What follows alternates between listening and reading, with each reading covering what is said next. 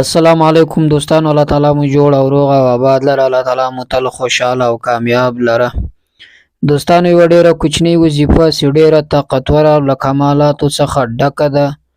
دا وظیفه نن د سره شریکوم د ټولو پریشانیو د حل لپاره یو بهترینه نسخه ده. د هر قسم د پریشانیو لپاره، د تمام پریشانیو مشکلاتو لپاره یو بهترینه نسخه او بهترینه مجربه وظیفه ده. دوستانو، هغه وظیفه ده د یا مفتح الابواب و یا مسبب الاسباب. دغه دوا نومان، دغه دوی وظایف چې ډېرې کوچنۍ دي.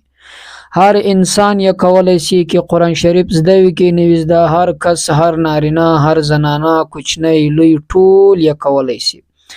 دا داسې وظیفه ده دوستانو، په دې کې داسې قدرت او طاقت پروت ده چې د هرې پریشانۍ کې راګیر یاست، په هر قسم مشکلاتو، په هر قسم پریشانیو کې راګیر یاست، بس دا یوه وظیفه وکړئ.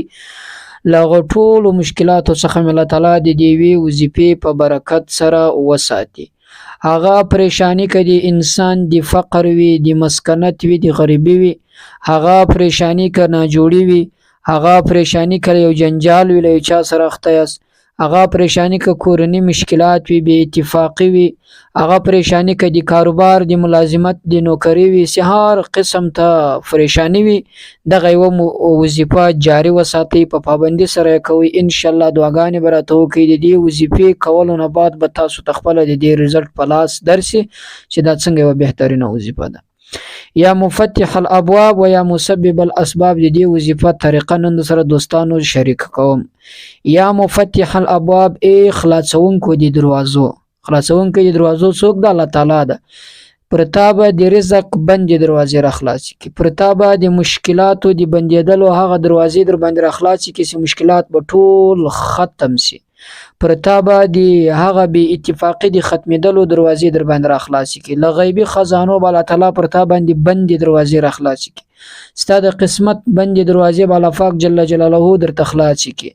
و یا مسبب الاسباب، هغه اسبابو جوړونکو د ټولو شانو لپاره یو سبب پیدا کېدونکي، اسباب پیدا کېدونکي چې هغه الله پاک جل جلاله د هر شي لپاره درته اسباب پیدا کوي.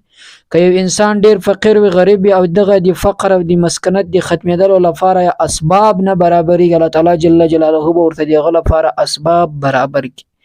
یو انسان د کاروبار یې نسته، په کاروبار کې ترقی نسته، کاروبار یې پر مخ نه ځي، یا د کاروبار لپاره هغه اسباب نه برابرېږي، خو دغه یوه وظیفه به الله پاک جل جلاله د دې په برکت سره دته د هغه کاروبار اسباب برابر کړي، د هغه کاروبار د پرمختګ لپاره به اسباب ورته برابر کړي. چې الله تعالی درته د کاروبار اسباب نه کې برابر، د دنیا هیڅوک هم دا وس او قدرت نه لري چې ستا د کاروبار اسباب تا ته برابر کړي.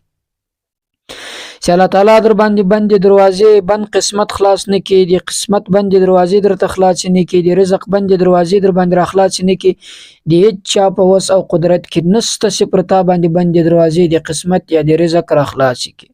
محترمینو، که یو انسان ته د کاروبار اسباب برابروي هم الله تعالی ده، که یو انسان ته د رزق اسباب برابروي هم الله تعالی ده، که یو انسان باندې بندې دروازې د رزق را خلاصوي هم الله تعالی ده.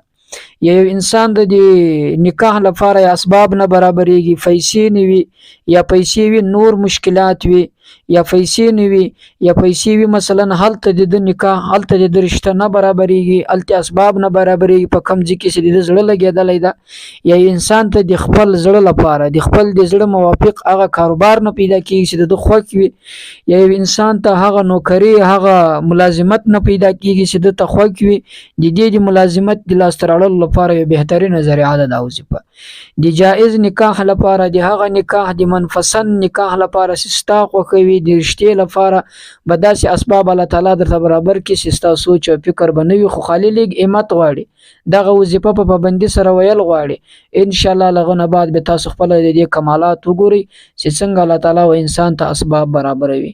که یو انسان ډېر فقیر وي، غریب وي، خو یو دم د لوړې رتبې خاوند جوړ شي، هم الله تعالی ورته اسباب برابر کړي دي. د وس قدرت دومره کار نه کوي چې دی په کار کې کامیاب شي چې د الله تعالی ورته خوښه نه وي. یو انسان چې په مشکلاتو کې راګیر کېږي، هم د الله تعالی جل جلاله له طرفه دا ټول د الله پاک جل جلاله په وس او قدرت کې دي. نو محترمینو، هغه وظیفه درته شریکه کوم. په ورځ کې خو تقریبا 1.5 واره وایاست دا وظیفه، سهار وخت یې وایاست. دا داسې وظیفه ده چې وخت نه لري. مثلا په ناستو ولاړو پروتو مجلس کې په هر وخت یې ویلی شي.